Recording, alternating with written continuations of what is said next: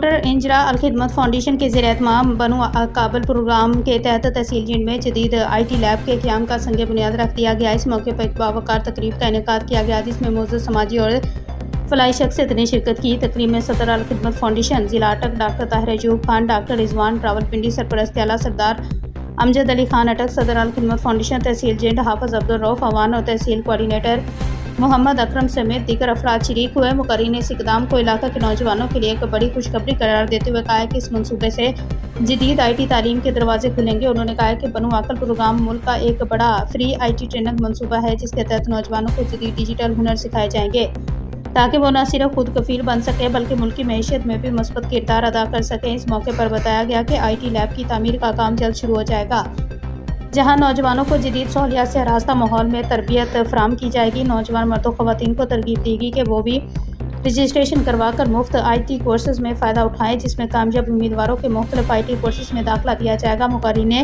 اس عزم کا اظہار کیا کہ انہیں جدید دور کے تقاضوں سے آمادہ کرنے میں کردار ادا کریں۔ انجرا میڈیا کی اطلاعات کے مطابق بہت جلد اس طرح قرار تحصیل جنڈ کے دیگر علاقوں تک پھیلایا جائے گا۔